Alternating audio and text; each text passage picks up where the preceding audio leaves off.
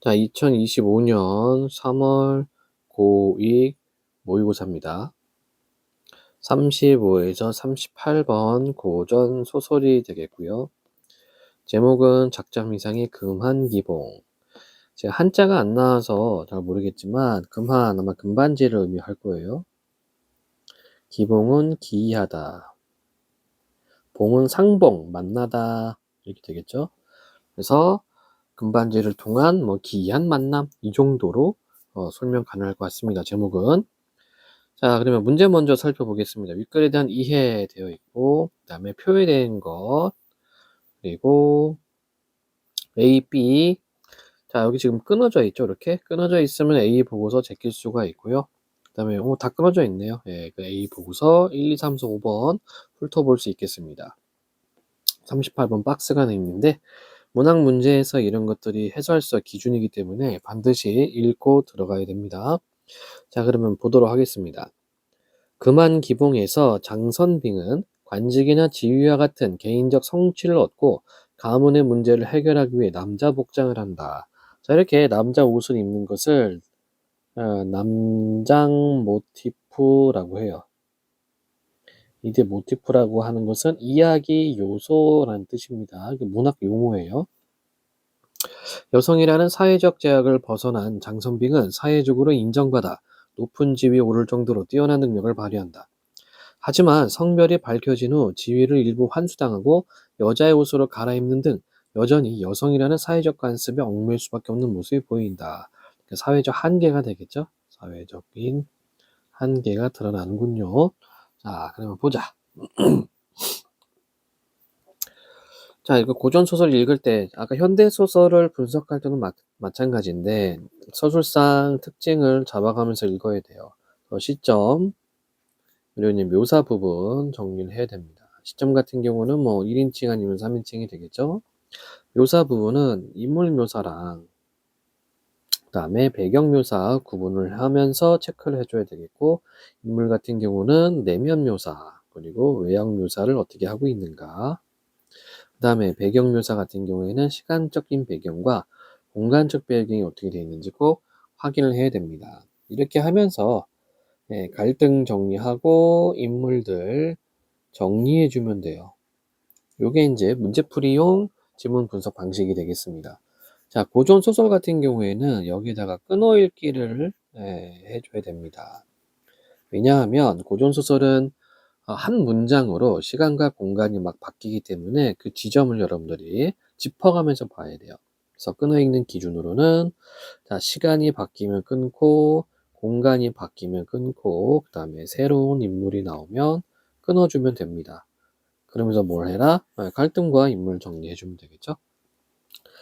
자, 소설의 3요소가 뭐가 있었습니까? 소설 3요소가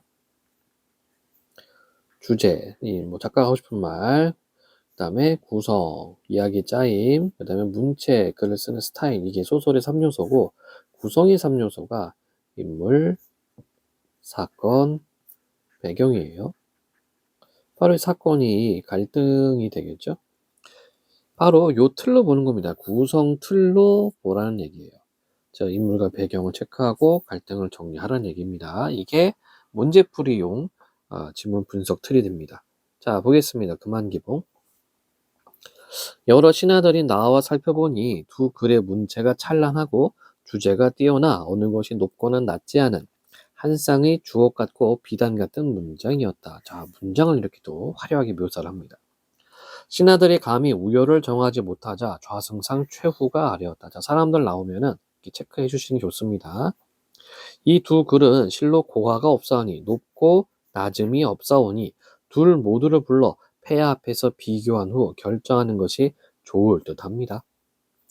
임금이 옳게 여겨 이름을 부르게 하니 하나는 하남 벽도촌 김희경으로, 아버지는 평장 김정이요, 다른 하나는 청주 장수정으로, 아버지는 이부 상서 장자영이었다. 자, 인물 관계도 이렇게 나오고 있네요. 김희경과 장수정. 임금이 만면에 얼굴 가득 희색, 기쁜 빛이 가득한 채로 김정을 돌아보니, 아버지를 돌아본 겁니다. 김정 또한 기쁨을 감추지 못하였다. 뭐 평장, 이부상서 이건 다 관직명이 되겠죠. 한편 장성빙, 한편이니까 끊고 내용을 끊고 한번 정리해 주면 됩니다. 자, 그러니까 지금 두 사람이 아마 장원급제를 한 것 같아요. 우열을 가리기 힘들어요. 그래서 한 명은 김희경, 한 명은 장수정입니다. 계속 보면 한편 잔성빙은 이영의 권유로 과거를 벌어왔다가 마음속으로 결심하였다. 내가 4년 동안 남복을 입고 세상을 살았으니 사람들이 모두 나를 남자로 알고 있다. 그런데 아버님은 말리 먼 곳에서 원통함을 품고 돌아가셨으나 그 원을 풀어줄 사람이 없다. 이제 내가 비록 여자이나 만약에 장원급제하면 위로는 아버님이 원통함을 씻어줄 수 있고 이름을 후세에 전할 수 있으리니 한번 나아가 구경이나 해보리라. 자, 지금 남자로 살겠다고 하는 결심이죠. 남자로 살겠다. 자, A 부분 서술형 문제, 서술상 특징 묻는 문제. 이에 이날 과거에 참여하였는데 호명하는 소리를 들으니 자기 이름과 김희경이었다. 자, 그러면 우리가 이제 정리할 게 있죠. 장선빙이라고 하는 여자가 장수정이라는 이름으로 이제 과거를 친 거죠. 바로 장선빙이 남자 모티프, 남자 이름이 장수정이었습니다. 계속 보겠습니다. 김희경 또한 장자영의 아들이라는 말을 듣고는 놀라 생각하였다. 내가 북해에 갔을 때 장상세의 아들이란 말을 믿지 않았었는데 오늘 또 이 말을 들으니 아들이 있는 것이 분명하다. 그런데 왜 장소조는 나에게 혼자라고 했는가? 혹시 나를 속인 것인가? 자, 이때 장소조가 누구예요? 장선명이죠.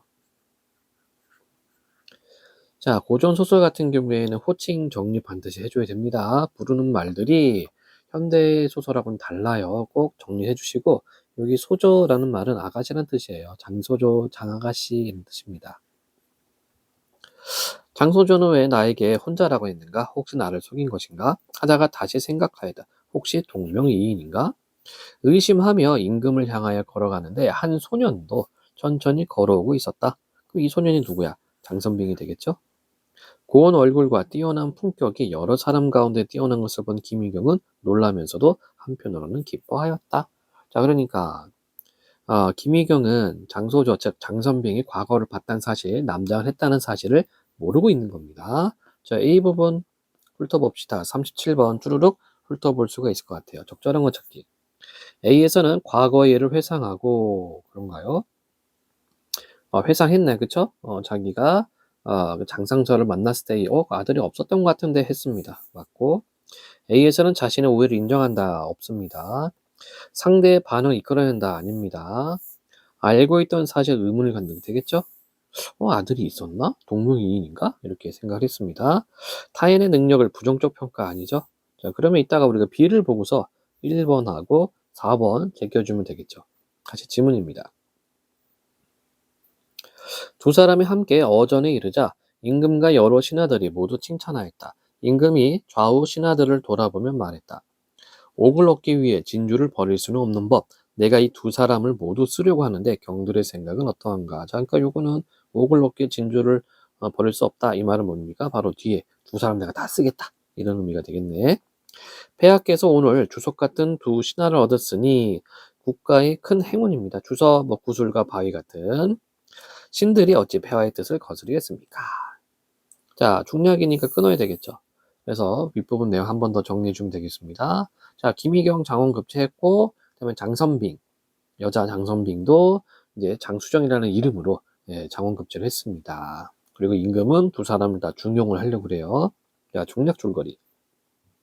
임금이 위왕의 반란을 진압하는 공을 세운 장선빙을 사위로 삼으려고 하자 장선빙은 어쩔 수 없이 임금에게 자신의 정체를 밝히는 글을 써올린다. 자, 이제 이 글이 되겠죠? 정체를 밝히는 글. 임금이 좌우에 명하여 지필목을 가져오게 한 후 답을 했다. 쏘리. 자신을 밝히는 글은 이미 읽었고 임금이 이제 답을 내리는 그런 내용이군요. 천만 뜻밖의 경의 표를 받아보니 한편으로 놀랍고 의아한 마음을 어쩌다 적을 수 있겠는가. 이때 경은 왕이나 황제가 신하를 높여서 경이라고 부르고요. 이때 표는 표문이라고도 하고 보고서라고 생각하면 돼요. 임금한테 올리는 글, 표문입니다. 그러니까 바로 여기 임금에게 자신의 정체를 밝히는 글이 경의 표가 되겠죠. 경의 표를 받아보니 한편으로 놀랍고 의아한 마음을 어찌다 적을 수 있겠는가. 처음과 끝이 이렇게 된 것은 일부러 경이 나를 속이려고 해서 그런 것이 아니라 세상 일이 그렇게 돌아갔기 때문이다. 무슨 죄를 청하느냐. 그러니까 아마 장선병이 죄를 청한 것 같아요. 임금을 속인 죄. 내가 경의 제주를 사랑하여 두터운 인연을 맺고자 하다가, 자, 이때 두터운 인연을 맺고자 한다. 이게 뭡니까? 사위로 삼으려고 했었죠. 뜻을 이루지 못하여 도리어 주석 같은 신하를 잃게 되니 나의 두 손이 없는 것 같다. 내 누이쯤이 심하나 이미 지나감을 한탄하노라. 내가 경을 얻은 후 군신의 의와 부자의 정을 겸하였다. 그래서 태자나 제왕, 연왕은 며칠 못 봐도 상관없었지만 하루라도 경을 보지 못하면 나에게 무슨 허물이 있어 그런가 하며 그리워하였다. 굉장히 장선비, 그러니까 남자는 장수정 이름이었죠. 장수정을 아꼈다는 뜻입니다. 이제 표를 보니 군신의 정이 오늘부터 없어지리니, 자, 군신의 정이 오늘부터 없어진다. 이게 뭡니까? 이제 관직을 삭탈은 이제 관직을 해서 빼고 없앤다는 얘기예요. 어찌 슬프지 않으리요. 경의 말이 옳지만 내가 경의 공을 저버리는 것 또한 덕이 없는 일이다. 병부 상서 자리는 여자에게 맞지 않을 거두지만 태학사 자리는 그대로 두어 경의 공에 감사를 표한다. 요거는 남겨놨네요. 태학사. 비록 벼슬에 나오지는 않더라도 매달 초하루에 한 번씩 들어와 조회하도록 하라. 경은 나의 뜻을 저버리지 말라. 장선병이 답을 받아보고 황공함을 이기지 못하여 감당할 수 없다며 사양하였다. 임금이 듣지 않고 내시에게 명하여 장선병에게 태학사의 관을 주라고 하였다. 장선병이 하는 수 없이 받아들고 임금을 향하여 4번 절을 올린 후 거울문을 나와 즉시 집으로 돌아왔다. 곧장 사당으로 가서 통곡하며, 자, 장소도 바뀌었으니까 끊어야 되겠죠? 그래서 태학사 자리는 그대로 남겨놨습니다. 네, 이것도 장선병이가 사양을 하려고 했는데 임금이 계속 강권한 거죠. 그래서 어쩔 수 없이 태학사의 관은 받고 집으로 돌아왔습니다. 자, 곧장 사당으로 가서 통곡하며 남자에서 다시 여자로 돌아가리라는 뜻을 고하고 의복을 바꿔 입었다. 자, 사당은 조상님들 위패를 모신 곳이에요. 그래서 뭐 지금은 이런 건 거의 없지만 옛날에는 집 안에 사당이 있고 거기서 조상님들 이름을 남긴 위패를 모시고 아침 저녁으로 인사를 드렸습니다. 자, 늠름했던 남자가 요조숙녀로 바뀌니 온 집안 사람이 이 광경을 보고 놀랍기도 하고 특이하게도 생각하였다. 장선병이 슬픔을 금하지 못하고 크게 울다가 설랑과 영춘이 위로함에 그쳤다. 자, B 부분. 이날 임금이 장선병의 행동거지를 사랑하여 여러 신하들에게 표를 보이며 모든 일을 이야기했다. 마침 조정에 있던 김희경도 이 표를 보고는 가슴이 철렁하여 어찌할 줄 모르고 넋이 나간 채 다른 사람의 말만 듣고 있었다. 기운이 빠져 멍하니 있다가 날이 저물자 겨우 진정하고 표를 찾아 소모에 놓고 집으로 돌아왔다. 김정과 최 씨는, 자, 김정은 누구였습니까? 바로 김희경의 아빠였어요. 최 씨. 자, 여러분들 고전 소설에서 누구누구 씨라고 나오죠. 여인을 의미합니다. 여성. 아마 여기 최 씨는 엄마가 될 것 같아요. 김희경의 엄마. 김정과 최 씨는 중당에서 이야기를 나누고 있었다. 김희경이 자리를 정해 앉고는 소매 속에서 표를 꺼내 펼치며 장선빙의 일을 자세히 고하자 김정이 표를 보고는 놀라고 감탄하며 말하였다. 기이하고 기이하도다. 여자 행동이 어찌 그리 장려할 수 있단 말이냐? 장려. 대단하다는 얘기죠. 붓을 들어 문장을 짓는 일을 한 여자는 있어도 칼을 들어 전장에서 적장을 벤 여자는 만고에 없었다. 오랜 옛날에 없었다. 어찌 기특하지 않겠는가. 칭찬하고 있네요. 자, B 부분입니다. 자, 우리가 1번하고 4번만 확인하면 되겠죠. 자, 1번 뒷부분. B에서는 미래를 예상한다 아니고 4번 B에서는 새롭게 알게 돼서 당황하고 있다. 뭐 그렇게 볼 수가 있겠습니다. 여자야. 여자가 어떻게 적장을 베지? 라고 지금 감탄하고 있죠. 답은 4번. 경탄하여 놀라고 감탄하여 맞이하느니 좌우에 있던 사람들이 이 말을 듣고는 같이 탐복하였다. 최 씨는 더욱 칭찬하며 말했다. 장소조의 행동이여 귀중 여자로 어찌 이런 큰 계략과 지혜가 있단 말인가? 자고로 들어본 적이 없다. 훌륭하다며 그지없이 사랑하는데 김정이 김희경에게 말했다. 장소조는 이미 정체를 밝히고 벼슬을 버렸다.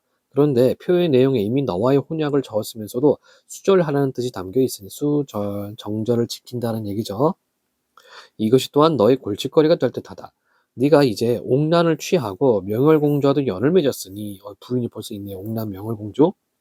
장서조를 마음대로 처리할 수는 없다. 네 생각이 어떻게 하려느냐. 이 또한 어렵지 않습니다. 중대하신 임금님께서 장성빈과 저와의 약속을 아셨으니 명월공주 때문에 장성빈을 혼자 늙게 내버려 둘 리가 없습니다.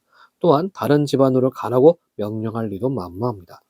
임금님은 어질고 밝으신 분이니 어찌 신하의 정을 헤아리지 않겠습니까? 그래서 결국 장성빈과 자기가 이어질 거다라고 말을 하고 있네요. 자, 그러면 박스 문제를 항상 먼저 풀어야 됩니다. 왜냐면 다른 문제 풀다 보면 요 내용을 또 까먹어요. 자, 남장 모티프 내용이었습니다. 자, 적절하지 않은 것은 남복을 입고 과거에 참여한 것에서 장선빙이 개인적 성취와 가문의 문제의 해결을 위해 행동하는 모습을 찾아볼 수 있죠. 죄를 청하면서도 김희경과의 혼약을 적은 것에서 사회적 제약을 벗어나 개인적 성취를 이룬 장선비의 모습. 아직 결혼 안 했습니다. 그렇죠? 틀렸네. 병부 상서 자리에서 물러나게 된 것에서 장선병이 이룬 개인적 성취가 일부 환수되는 모습을 확인했고요.